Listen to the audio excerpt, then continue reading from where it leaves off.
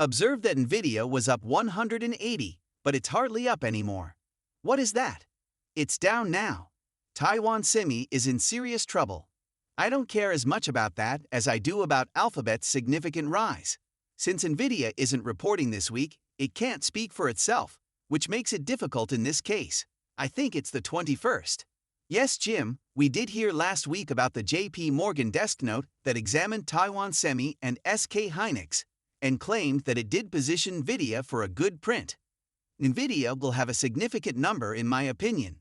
Additionally, I felt that Jensen Huang's fireside chat in India covered a lot more ground, and judging from what he was discussing, it was generally favorable. However, it lacks the catalyst that the others do at the moment. This week, HP is on. Today is Packard Enterprises. I must inform you. You got Antonio tonight, I see. He is indeed. He's excellent, and I didn't realize how amazing he was at first. However, his story focuses on how he collaborates with Nvidia so effectively that Nvidia requires assistance to gain access. However, Nvidia does not yet possess the catalyst. Apart from that, Jensen is everywhere, at all times. I mean, he's incredible. Is there a podcast that he hasn't yet appeared on? Was Joe Rogan his target? I'm not sure. He was on Joe Rogan, right?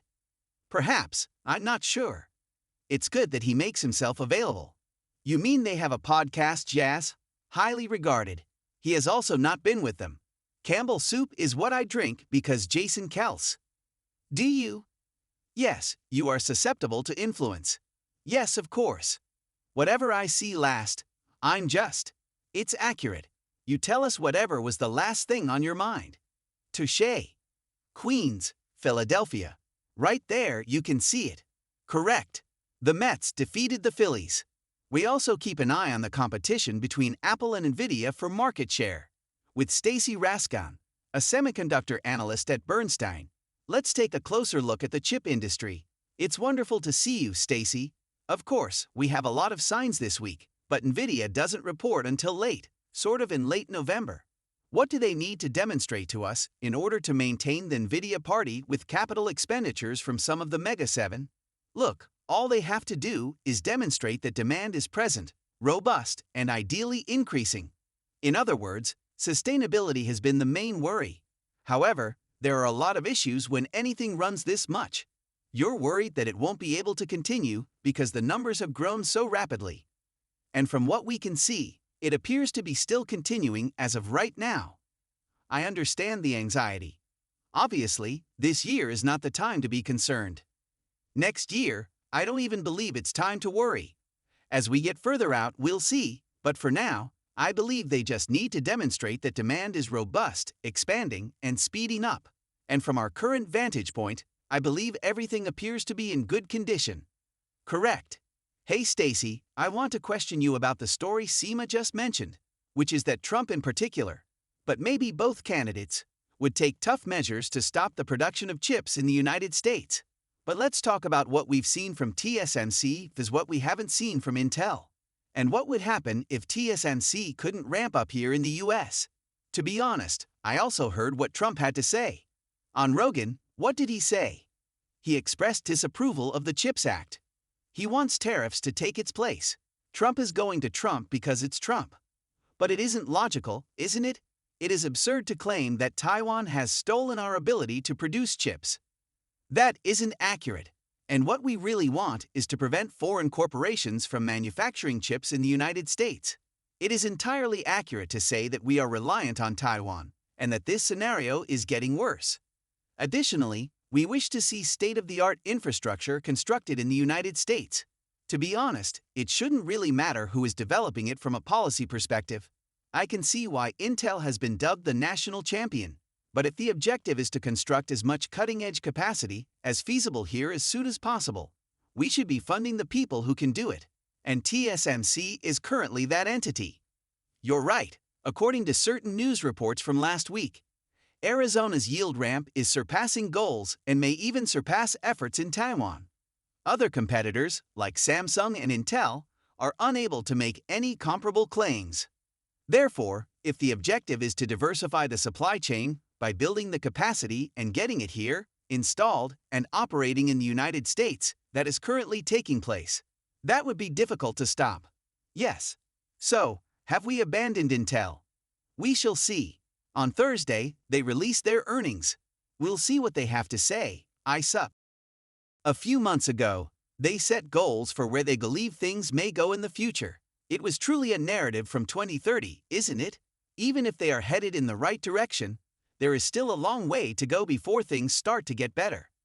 Furthermore, we are now unsure of whether or not they are genuinely getting better.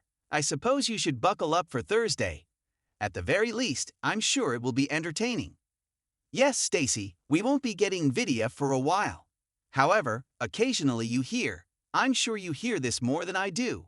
Oh well, a small firm over here is working on a next-generation chip that will eventually disintermediate or outcompete Nvidia.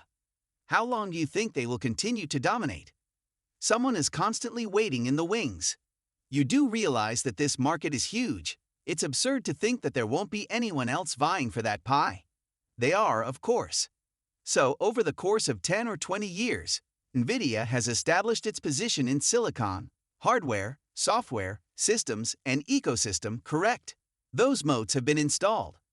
Therefore, anyone attempting to enter that market must break through those moats, which is really challenging to achieve.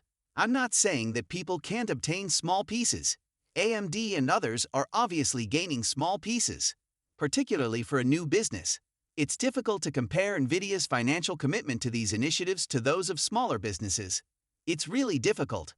Therefore, I'm not overly concerned about a young upstart stealing a significant portion of Nvidia's market at this time. The attempt by larger corporations to gain market share doesn't even particularly worry me. They may be affected in small ways at the moment, but not significantly. That is also consistent with what I hear from San Francisco tech investors. It will be fascinating to observe. The public, Sir Briscoe. As always, I appreciate your observations, Stacy Rascon.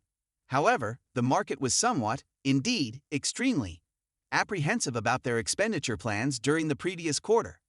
As they expand their artificial intelligence infrastructure, CapEx keeps rising. What are the expectations of investors for this quarter? Investors would like to see decreased capital expenditures, but they are unable to do so.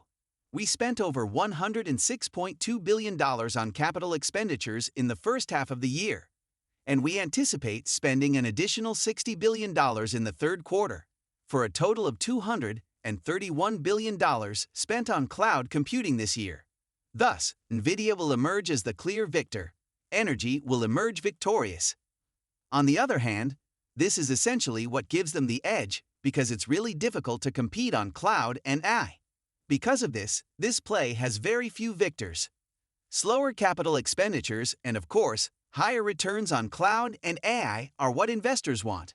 Two angles are present. One is the strength of its clientele and the anticipated strength of demand. Then there are rivals to Nvidia who wish to enter the same market. I believe Nvidia is in a good position on both measures. Demand will continue to be high, and they remain the leader. Joe, good morning. The main factor, in my opinion, is that their clients are competing to redesign huge language models and generative AI. In addition, some of these models demand 4 to 5 times as much processing power to train. This is not the 2-year progression of Moore's law.